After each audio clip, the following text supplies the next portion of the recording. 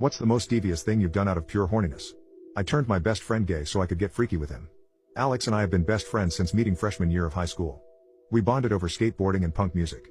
When I came out as gay junior year, he was totally chill and supportive about it. A year later, since Alex was the only person I was out to at school, I confessed that over time I had developed a crush on him. I couldn't help it even though I knew he identified as straight. He let me down gently, saying he cared about me deeply as a friend but just didn't feel the same romantic attraction. It hurt to have my feelings unreciprocated, but I valued our close friendship too much to lose it over those unrequited pangs. Alex promised my confession didn't change anything between us.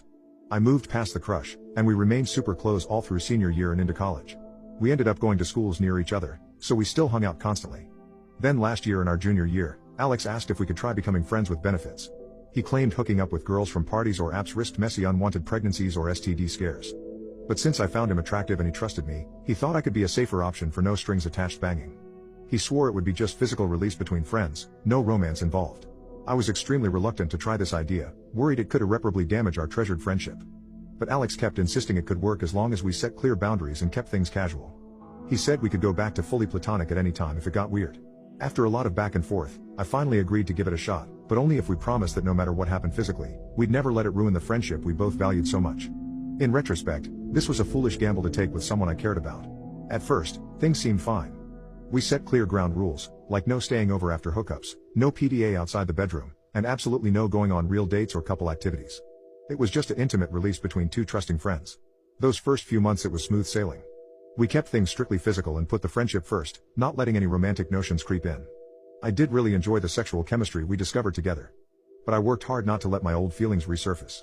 However, around the 6-month mark of being friends with benefits, Alex started acting really oddly romantic and possessive. He'd gently kiss and caress me after bed instead of leaving right after. He'd take me out for dinner at nice restaurants and insist on paying. And he started saying he loved me during and after we hooked up. Given our history, I had a hunch what this behavior meant. I gently asked Alex if he was possibly developing real romantic feelings for me or questioning his sexuality at all. But he adamantly denied it, insisting he was completely straight and saw me only as a friend. He claimed the romantic vibe was just his way of reciprocating the intimacy, since he knew I once had a crush. He still identified 100% as heterosexual. The affection was intended as platonic, that's all. But it definitely seemed he was in denial about not being totally straight. I told him the romantic behavior felt like he was leading me on, making things very confusing and risky. I wanted it to stop so the lines didn't get even more blurred. Alex apologized for misleading me and admitted he may have gotten a bit too friendly out of gratitude for me agreeing to the sexual favors. He swore up and down it was no reflection on his straightness or platonic feelings towards me. He valued me as his best friend, nothing more. I wanted to believe that was true and we were on the same page. But I still had an uneasy gut feeling the situation was getting shaky. We mutually agreed to scale back physical contact to the bare minimum going forward. However, over the next few weeks, Alex kept pushing boundaries, wanting us to platonically cuddle, hold hands, or to practice showing affection for when he eventually got a serious girlfriend. I told him it seemed like a slippery slope, so I had to further establish solid barriers to protect myself and our friendship. He begrudgingly agreed to keep things strictly intimate or non-touching platonic. But he seemed disappointed by that, making me even more concerned. After another tense month or so of renegotiating boundaries, our friendship with its complicated additional sexual layer seemed to stabilize again into something sustainable long-term. Then out of the blue, everything changed. Alex showed up at my door one night in tears, wanting to talk. He confessed that at a party the night before, he had ended up hooking up with a guy.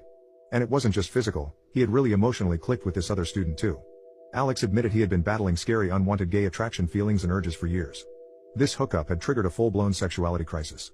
I hugged Alex as he cried into my shoulder, telling him it was going to be okay. I said human sexuality is a complex spectrum, not static boxes. Maybe he wasn't 100% heterosexual or homosexual. He was likely somewhere in the middle like most people, which was completely normal and fine. He just needed to accept himself.